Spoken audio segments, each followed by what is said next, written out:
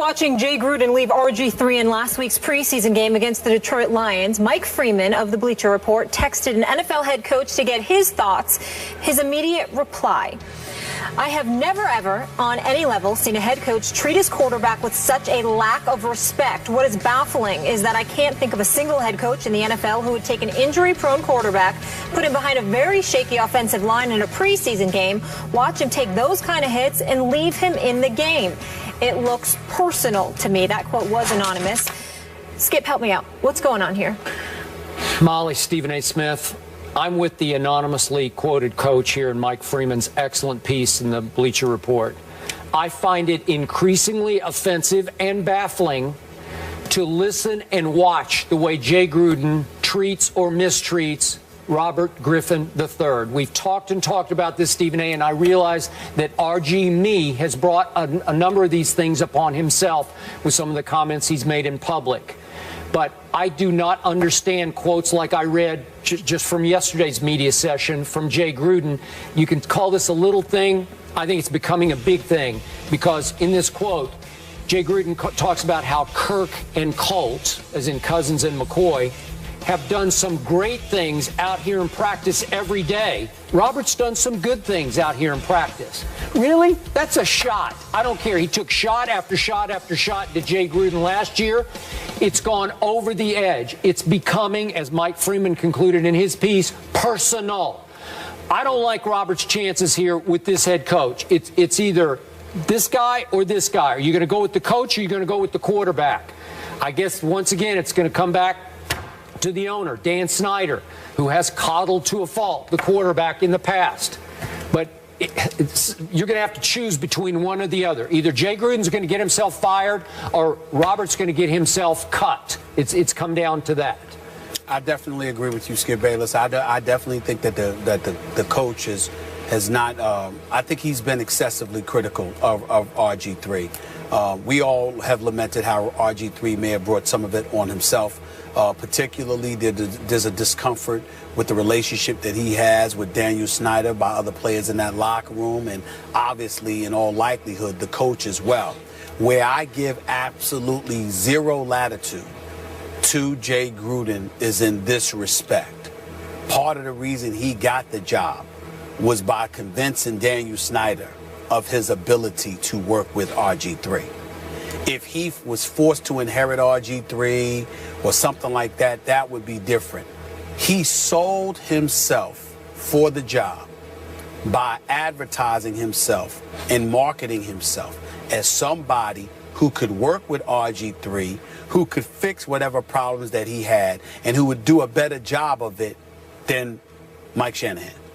And to get the job under those conditions, and then to be so critical of RG3, I do believe it's personal. It does. I would say this to you. I believe it's personal because it appears to be personal. If we're wrong, Jay Gruden has to own the fact that he has something to do with how it looks. I completely concur. And my bottom line to this is, if you step away from it, Robert has done more, achieved more at his position of quarterback in the National Football League in his rookie year than Jay Gruden has shown me as a head coach so far. And again, no offense to John Gruden, we all love John, but Jay still has a lot to prove as a head coach. Robert proved it for a while until he got hurt. So I'm going to side with Robert here. Well, no disrespect, but Jay Gruden is no John Gruden. Not yet. Not yet. He hasn't proven it. Agree. All right, we'll leave it there. Do the Bronx Bombers have anything to prove after last night? H-Town, shut it down. It was so bad, bench is cleared. We'll react to the night after the break. First Take is presented by Bass Pro Shops. Your adventure starts here. And in part by Ace, the helpful place. About last night, the Astros beat the Yanks 15-1, and the Blue Jays rallied in the ninth for a 6-5 win over the Rangers. The Yanks now trail the Jays by 1 game in the AL East. Skip, your Blue Jays pick. You're still confident, my friend. Wait a minute. Did Molly just say 15-1? Wait. The New York Yankees lost 15 to legit teams don't lose 15-1. And by the way, my Blue Jays did have a miraculous top of the ninth rally at Texas to win 6-5.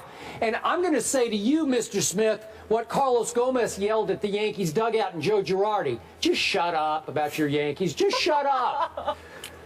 New York Yankees have about 8 to 10 games left against the Toronto Blue Jays. We're coming. We shall see what happens then. Last night, sheer aberration. Bad night. No big deal. Relax. No big deal. Mere bag of Yankee shells. He's Cali cool right now. Mere bag of shells. Don't even worry about it. Mere bag of shell of cells. Oh, Skip. That's what it is. I'm about to go to Rodeo Drive. Whatever. Check your leg. Whatever. Yeah. Get rid of this man. Yeah. Bye.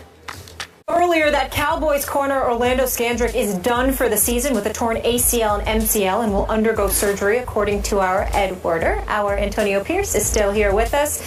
Antonio, with Scandrick out, what does the NFC East landscape look like now? Well, one, if I'm a Cowboy fan, I'm nervous. You lose DeMarco Murray in free agency.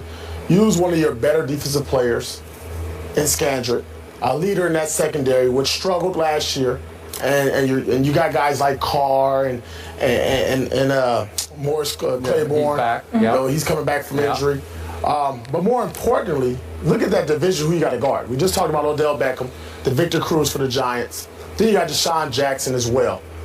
How do you fit in defensively, stopping these elite wide receivers in the game without one of your better cornerbacks who you can move around the slot, blitz them off the edge, a good tackler, just a good overall player. So for me, you have to now look at the Philadelphia Eagles and how they performed the other night against the Ravens with multiple quarterbacks. Everybody in that Chip Kelly offense looks outstanding now. Tim Tebow, great job coming back to football because now you might be a starter at some point.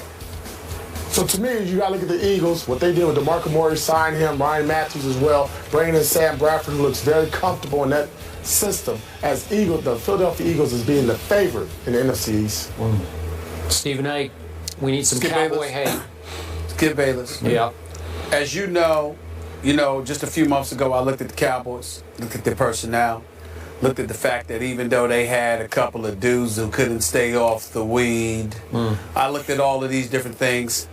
I still said because of Dez, because of Tony Romo, because of the weapons, the requisite weapons that they had at their disposal, that the Cowboys would win the NFC East. But obviously, because it was so early, we both reserved the right to change our minds. Yeah. Today, I'm officially doing just that. I knew it. I'm rolling with the Philadelphia. I'm rolling with the Philadelphia Eagles to win the NFC East, and I reserve the right to change my mind on that because I might pick the Giants, who it won't be is the Dallas Cowboys. Because I believe, Skip Bayless, that the accident waiting to happen has and will continue to happen as this season progresses. That's what I think is going to happen. Now, when I look at the Philadelphia Eagles, let me just get this out of the way. Suspect on the changes that Chip Kelly made, no doubt about it. But improving your secondary, with the Byron Maxwell, with the Walter Thurman III, when you look at guys like that, maintaining my man Malcolm Jenkins, there's no question that I love what I'm seeing in that regard because I think that there's nowhere to go but up. Their defense was anemic. I think they gave up about NFL worst 72 plays of 20 yards or more. That's just bad.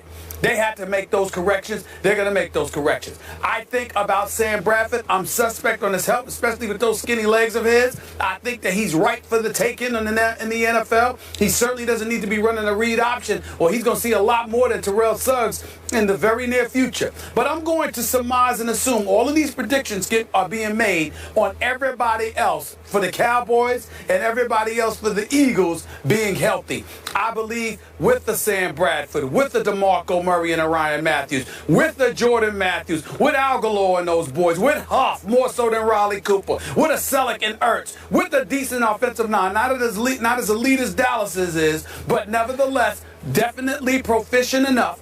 I think the combination of all of those things with a defense that's still going to be suspect, but vastly improved compared to what it was last year, I believe that the accident that is waiting to happen will not be Bradford going down and Mark Sanchez having to come in, but I believe that the Dallas Cowboys will have more of a problem than the Philadelphia Eagles are. I'm also predicting that Tim Tebow is going to make the team. I'm also predicting that Tim Tebow is going to come in there. The read option will be used with him, and I believe that Tim Tebow will find a way to make a contribution in Chip Kelly's system as well. So all of those things being considered, I'm saying that the Dallas Cowboys are going this way, and the Philadelphia Eagles are going that way. I agree with AP.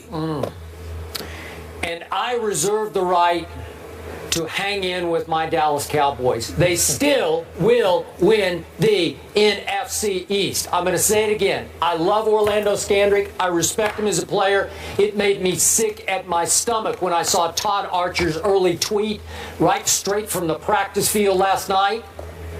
But he's not Deion Sanders. He's just not. He's not Everson Walls. I'm sorry. And you know this better than anybody. If you have a deficient secondary, a shaky secondary, what is the best way to cover for said secondary? Rush. You rush the passer. And I believe that most people are underestimating what this rush is about to become. Now, Greg Hardy, it's going to be 4 games till he joins the fray here. And Rolando McClain, who might have been their best defensive player last year in the middle at linebacker, it's going to be 4 games. But Randy Gregory is leaping off my TV screen in these preseason games. He can flat out rush the passer. DeMarcus Lawrence, their second-round pick of a year ago, we saw in the playoffs he started to leap off your TV screen.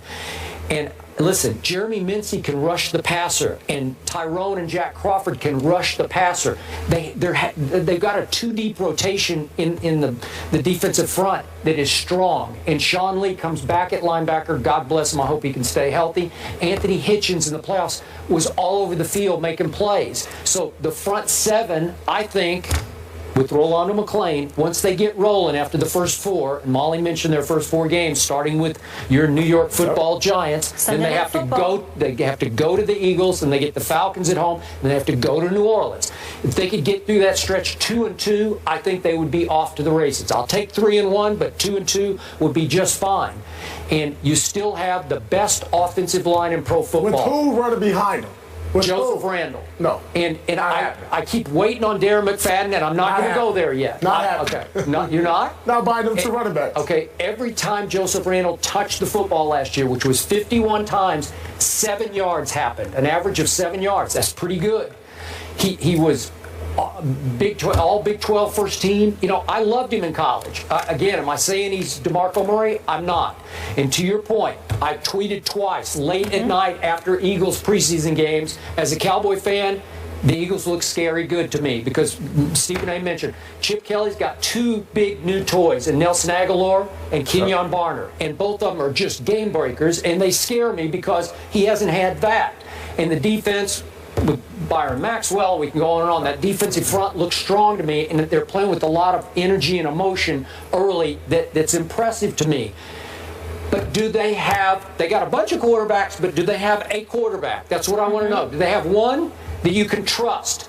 Stephen A., if it comes to Mark Sanchez, he is the ultimate accident waiting to happen. That's why I said Tebow. Okay. All right, well, it might be. And if I have to decide between, if it's Tebow versus my Cowboys, I'm going to be in a bind. I'm going to have a hard time. I must admit to you. That's what I love. Yes. I would sit there and go just like this. Yeah, you would. So what you gonna do, Skip? Yeah, and I might what you gonna do? Right what you gonna root for, Skip? I don't know. That's right. Know. And I'll be like this, hey, and then you'll come on the air the next day with your opinion. I'm like, no, you ain't allowed. We don't want to hear from you because you don't want to take. You can't pick between the 2. You have nothing to say. Nothing. That's what's going to happen to you, Skip. At some point, it's going to be Tebow against your Cowboys. And you got to make a call. And I'm just going to sit up there and look at you. What you got to say? What you got to say now? You know what? You might need to film that viewing. Right. You know what I would do, honestly? Turn off the TV. No, I would not. I grew up a Dallas Cowboy fan, and I remain a Dallas Cowboy fan, and I would pick my Cowboys. I would have to. Lies. I would. Lies. No. No, I would. no fly, Eagles fly here. He's got his blue on. Obviously, question marks with this whole division, top to bottom. So we shall see. No question marks with Seattle's secondary, though. Wait till you hear what the Seahawks' Michael Bennett had to say. No holding back from this guy. His brother never holds back either. We'll react next. Antonio Pierce will stay put. Stay here.